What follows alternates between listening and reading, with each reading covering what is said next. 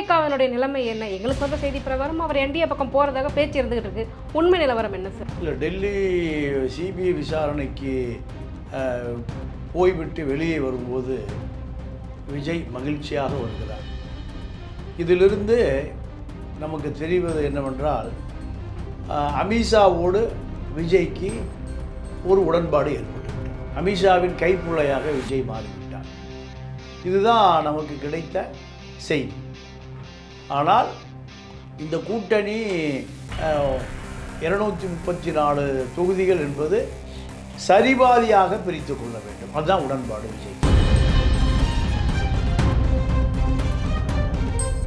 5 வருட காலம் பாஜகவும் விஜயும் நமக்கு அழுத்தம் கொடுத்து கொண்டே இருப்பார்கள். இதை நம்பி நம்ம ஆட்சி நடத்தணும்.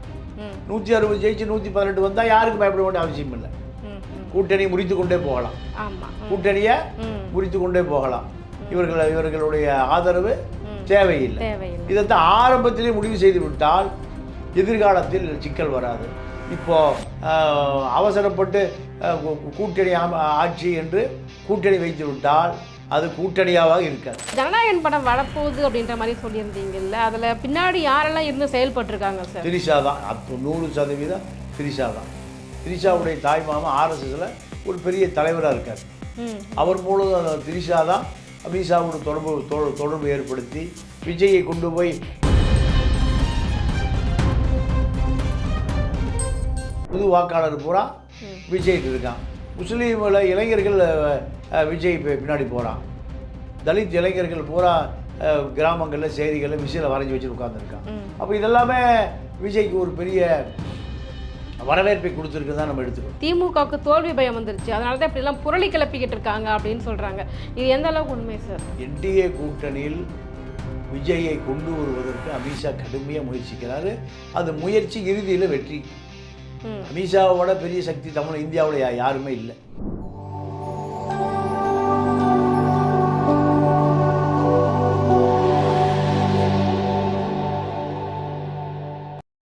சென்சூடு நேயர்களுக்கு வணக்கம். இன்றைய நேர்காணலில் நம்மோடு இணைந்திருக்கிறார் மூத்த பத்திரிகையாளர் திரு தமிழா பாண்டியன் அவர்கள். வாருங்கள் பேசுவோம். வணக்கம் சார். வணக்கம். எலெக்ஷன் தேதி அறிவிச்சிட்டாங்க. கட்சிகள்லாம் கூட்டணி இதில் மும்முரமாக இறங்கிக்கிட்டு இருக்காங்க. தாவேக்காவினுடைய நிலைமை என்ன? எங்களுக்கு வந்த செய்தி பிரகாரம் அவர் என்டிஏ பக்கம் போகிறதாக பேச்சு இருந்துகிட்டு இருக்கு. உண்மை நிலவரம் என்ன சார்? இல்லை, டெல்லி சிபிஐ விசாரணைக்கு போய்விட்டு வெளியே வரும்போது விஜய் மகிழ்ச்சியாக வருகிறார். இதிலிருந்து நமக்கு தெரிவது என்னவென்றால் அமித்ஷாவோடு விஜய்க்கு ஒரு உடன்பாடு ஏற்பட்டுவிட்டது. அமித்ஷாவின் கைப்புள்ளையாக விஜய் மாறிவிட்டார். இதுதான் நமக்கு கிடைத்த செய்தி. ஆனால் இந்த கூட்டணி 234 தொகுதிகள் என்பது சரிபாதியாக பிரித்து கொள்ள வேண்டும். அதுதான் உடன்பாடு விஜய்க்கு. அதிமுக 117, பாஜக விஜய் 117. ஆனால் இந்த உடன்பாடுக்கு பாஜகவும் ஒத்துக்கொண்டதை விஜயும் ஒத்துக்கொண்டார். எடப்பாடி ஏற்றுக்கொள்ள மறுக்கிறார். அதுதான் இப்போ இவ்வளவு பெரிய இடைவெளி. ஆனால் எடப்பாடி ஏற்றுக்கிறதுக்கு விருப்பம் இல்லை. விஜய் அவர்கள் உள்ளே வந்தாங்க அப்படின்னா அதிமுக டம்மி ஆகிடும், அந்த மாதிரியான விஷயங்கள்லாம் வந்துகிட்டு இருக்கேன் சார். அதே தாவேக்கா தரப்புலேருந்தும் இல்லை நாங்கள் கூட்டணிக்கெல்லாம் போகலை அப்படின்ற மாதிரி சொல்கிறாங்க. அதாவது எடப்பாடி என்ன நினைக்கிறாருன்னா 117 வந்தால் மைனாரிட்டி ஆட்சி தான் அமையும். அதிமுக தாவேக்கா அல்லது பாஜகவை நம்பித்தான் ஆட்சி செய்ய வேண்டியிருக்கும். அவர்கள் எப்போது வேண்டுமானாலும் ஆட்சியை கவிழ்ப்பார்கள். இப்போ இதை ஆரம்பத்திலே தவிர்க்க வேண்டும் என்பதற்காக எடப்பாடி 160 சீட்டு கேட்குறாரு. ஆனால் விஜய் பாஜக தரப்பு சரிபாதியாக பிரிச்சுக்கணும். இந்த உடன்பாடு இன்று வரை எட்டப்படவில்லை. ஆனால் இப்போ அமித்ஷா தரப்பு எடப்பாடியை மிரட்டுகிறது. நீங்கள் இதை ஏற்றுக்கொள்ள மறுத்தால் நான் ஒரு அதிமுகவையே உருவாக்குவோம். வேலுமணி மூலம் தங்கமணி மூலம் ஒரு அதிமுகவை நாங்கள் உருவாக்குவோம்னு அமித்ஷா மிரட்டுகிறார். விஜயை மிரட்டி விஜய் வழிக்கு வந்து விட்டார்.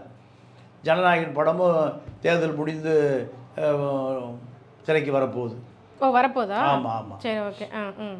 ஆனால் எடப்பாடி தேர்தல் முடிந்து ஆட்சி திரைக்கு வருமானா அது சந்தேகத்துக்குரிய கேள்விக்குறியாக மாறிடும். இப்போ ஒருவேளை வந்துட்டு பார்த்தீங்க அப்படின்னா தாவேகா, அதிமுக மற்றும் பாஜக 3 பேரும் கூட்டணி இணைஞ்சிட்டாங்க அப்படின்னா கூட எப்படிப்பட்ட ஒரு சீட் ஷேரிங் அவங்களுக்குள்ள இருக்க போகுது? முதலமைச்சர் யாராக இருக்க போகிறாங்க, துணை முதல்வராக யாராக வர போகிறாங்க, எதிர்க்கட்சிகளாக எப்படி இருக்க போகிறாங்க? ஏன்னா பாஜகவும் ஆட்சியில் பங்கு கேட்டிருக்கிறாங்க. இது எப்படி கால்குலேட்டிவாக வருமா சார்? இல்லை, இப்போ எடப்பாடியை பொறுத்த வரைக்கும் அதிமுக தனிப்பெரும்பான்மை வரணும்னு விரும்புகிறார். அதுக்கு வாய்ப்புகள் இருக்கா? இல்லை, வாய்ப்பு இருக்கான்னா நீங்கள் சீட்டில் நின்னா தானே வாய்ப்பு வரும். சீட்லேயே 117 நின்னா எப்படி வாய்ப்பு வரும்? மைனாரிட்டி தானே வரும், 100 தான் ஜெயிக்கும். அப்போது இன்னும் 17க்கு யார்கிட்ட போய் கையேந்துவது? விஜயிட கையேந்துறதா இல்லை பாஜக கையேந்துறதா? 5 வருடம் கையேந்தி கொண்டே இருக்கணும். கண்டிப்பாக இதைத்தான் எடப்பாடி என்ன நினைக்கிறாரு, எங்களுக்கு 160 சீட்டு கொடுத்துருங்க, 160ல் 40 ப்ளஸ் 34 74 நீங்கள் எடுத்துங்க, இந்த டிமாண்டை சொல்கிறார். ஆனால் இதை தாவேகாவும் பாஜகவும் ஏற்றுக்கொள்ள மறுக்கிறார்கள்.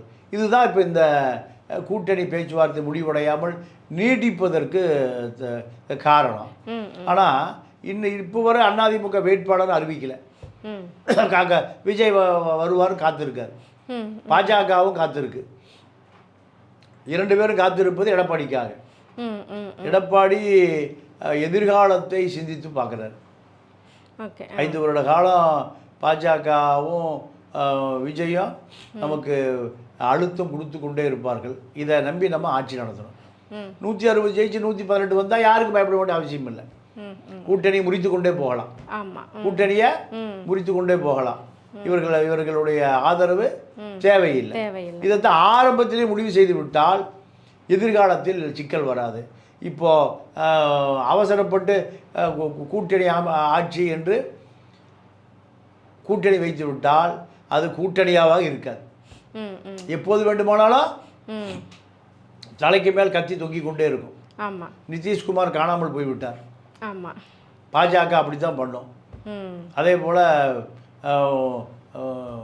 ஏக்நாத் சிண்டே மாதிரி தன்னுடைய நிலைமை வந்துவிடும்னு எடப்பாடி அஞ்சுவதற்கும் ஒரு காரணம் இருக்குது, நியாயம் இருக்குது. சார், இந்த பக்கம் பார்த்தீங்க அப்படின்னா விஜய் வந்துட்டு பாசிச எதிரி பாஜக அப்படின்னு சொன்னார், கொள்கை எதிரி அப்படின்னு சொல்லிட்டார்.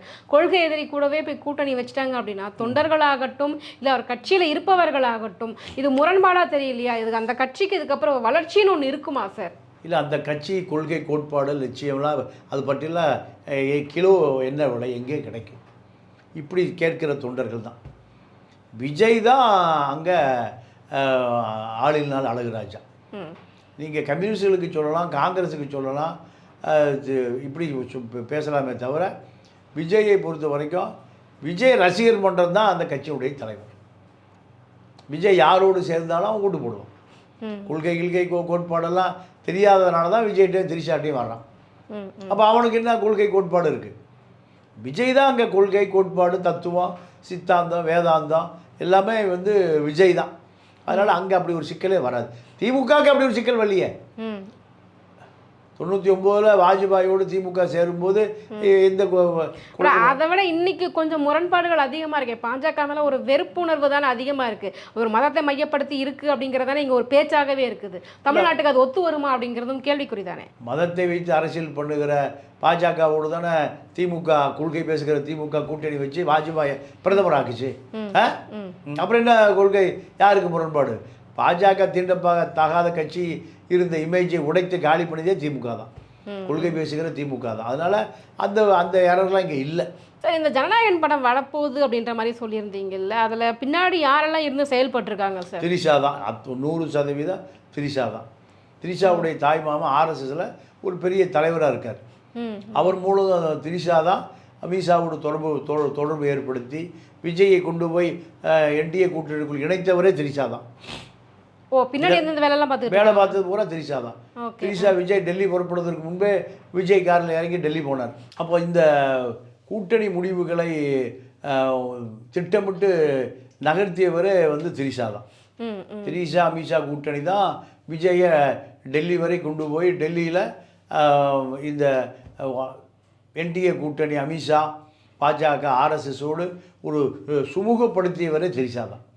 அவர் தான் கொள்கை வகுப்பாளர், விஜய் 2 பேரும் தான் கொள்கை வகுப்பாளர்களை தவிர இதில் கட்சிக்காரனோ ஆதவ அர்ஜுனாவோ புஷி ஆனந்தோ எந்த முடிவு எடுக்கக்கூடிய அளவுக்கு அவர்களுக்கு அதிகாரம் இல்லை. இல்லை. திரிஷா சொன்னால் விஜய் கேட்பார், விஜய் சொன்னால் திரிஷா கேட்பார். அவள் த்ரிஷா வந்து இல்லை, அவங்க ஏதோ மேரேஜுக்காக போயிருந்தாங்க அப்படின்ற மாதிரியான விஷயங்கள்லாம் வெளியே வந்துகிட்டு இருந்தது. ஆனால் இது ஒரு கொஞ்சம் புது கதையாக இருக்குது எங்களுக்கு உண்மையிலேயே. இப்போ பின்னாடி வந்து இதெல்லாம் வெளியே இவங்க தான் பார்த்துருக்காங்க. இல்லை, நேரடியாக அரசியலுக்கு வர்றதுக்கு வாய்ப்பு இருக்கா சார் த்ரிஷா? கண்டிப்பாக வருவாங்க. ஏன்னா விஜய் பின்னாடி இருந்து இயக்குவது திரிஷா தான். திரிஷா மீது சங்கீதா புகார் சொன்ன பிறகு பகிரங்கமாக பொது இடத்துக்கு வருகிறவர்களுக்கு தைரியமும் தில்லும் தெம்பும் இல்லாமல் அவர்களால் வர முடியாது. சங்கீதா குற்றச்சாட்டை என்னுடைய கணவரை ஒருவர் அபகரித்து கொண்டார், இந்த குற்றச்சாட்டு தான். ஆனால் அந்த குற்றச்சாட்டு உண்மைதான் என்று திரிஷா பொது வெளியில் வருகிற பொழுது அவர் எதுக்கும் தயார், எல்லாத்துக்கும் தயார், அரசியலுக்கு தயார். கட்சி மாநாடு ஊர்வலம் உண்ணாவிரதம். இப்போ வேலூரில் நடந்த மகளிர் மாநாட்டுக்கு திரிஷா மேடை ஏறுவதாக இருந்தது. அது சில காலம் தள்ளி வைக்கப்பட்டிருக்கு. அதனால் திரிஷா இல்லாமல் தாவேக்கா இல்லை. டிவிகே என்பது திரிஷா, விஜய், கீர்த்தி சுரேஷ் கட்சின்னு ஆரம்பத்தில் இந்த செய்தி பரவ ஆரம்பித்து விட்டு, அதனால் இனி கீர்த்தி சுரேஷ் வந்து இணைந்து கொண்டாலும் ஆச்சரியப்படுவதற்கில்லை விஜய் கட்சியில். இதுக்கப்புறமும் சரி சார், இவ்வளோ விஷயங்கள் தெரிஞ்ச பிறகும் வந்துட்டு தாவேக்காவிற்கான எதிர்காலம் எப்படி இருக்குது அப்படின்னு நினைக்கிறீங்க? உண்மையிலேயே சோபிக்கும் நினைக்கிறீங்களா சார்? இல்லைம்மா, அதாவது திமுக அதிமுகவை எதிர்க்கக்கூடிய ஒரு சக்தி அத்தனை பேரும் புது வாக்காளர்கள் எல்லாம் விஜய தலைவராக ஏற்றுக்கொண்டார்கள். இது திமுக அதிமுகவுக்கு ஒரு இணையான சக்தியாக இருக்குது. திமுகவும் பயப்படுது, அதிமுகவும் தன்னோட வந்து சேர்ந்தால் தான் ஆட்சிக்கு போயலான்னு அதிமுகவும் நினைக்குது. அப்போது ஒரு சக்தி, ஒரு வாக்கு வங்கி உருவாயிடுச்சுன்னு தான் நம்ம எடுத்துக்கொள்ளணும். அந்த வாக்கு வங்கி புது வாக்காளர்கள் விஜய்கிட்ட இருக்கான். புது வாக்காளர்கள் திமுகவும் போல அதிமுகவும் போல புது வாக்காளர் பூரா விஜய்கிட்ட இருக்கான். முஸ்லீமில் இளைஞர்கள் விஜய் பின்னாடி போகிறான். தலித் இளைஞர்கள் பூரா கிராமங்களில் செய்திகளில் விசில வரைஞ்சி வச்சுட்டு உட்காந்துருக்கான். அப்போ இதெல்லாமே விஜய்க்கு ஒரு பெரிய வரவேற்பை கொடுத்துருக்கு தான் நம்ம எடுத்துக்கணும். இன்றைக்கி தமிழிசை சவுந்தரராஜன் அவர்கள் பேசும்போது பார்த்தீங்க அப்படின்னா, மழைக்கு ஒதுங்குறவங்களை கூட வந்துட்டு திமுக வந்து கூட்டணியில் சேர்த்துக்கிறாங்க. எங்களுக்கு அப்படி ஒரு நிர்பந்தம் கிடையாது, நாங்கள் விஜய் வந்து நிர்பந்திக்கலை, யாரையும் மிரட்டி கூட்டணியில் வச்சுக்க வேண்டிய அவசியம் எங்களுக்கு இல்லை அப்படின்னு ஓப்பனாகவே சொல்லியிருக்கிறாங்க. இது இப்போ நீங்கள் சொல்கிற கருத்து கொஞ்சம் முரண்பாடாகவே இருக்குது. இது எந்த அளவுக்கு சாத்தியப்படும் சார்? இல்லை, அரசியல்வாதி பேசுவதெல்லாம் உண்மைக்கு புறம்பானது. ஏன்னா 2011 விஜயகாந்தோடு திமுக தான் பேசி கொண்டிருந்தது. ஆனால் கூட்டணி வைத்தது யார்? அதிமுக.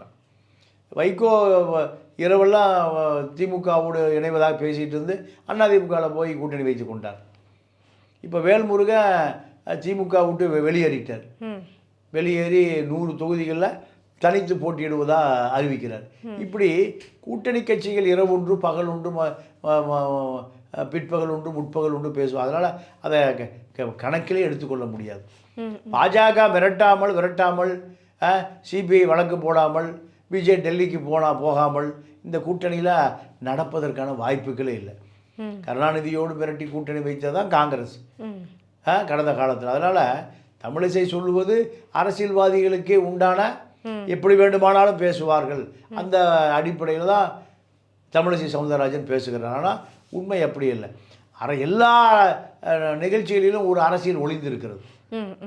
அரசியல் இல்லாமல் எதுவுமே இல்லை.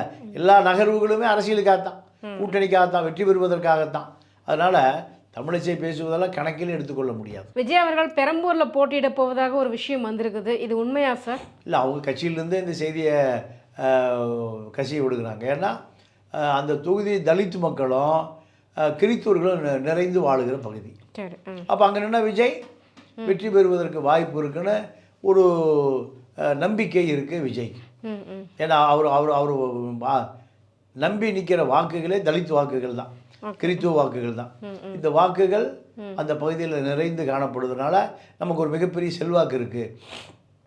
ஏன்னா விஜய்க்கு தலித்து வாக்கு, தலித் இளைஞர்களுடைய வாக்கு, கிறித்துவர்கள் வாக்கு, புது வாக்காளர்கள், இளைஞர்கள், பெண்கள், இத்தனை பேர் வாக்கு வங்கி தான் விஜயுடைய வாக்கு வங்கி.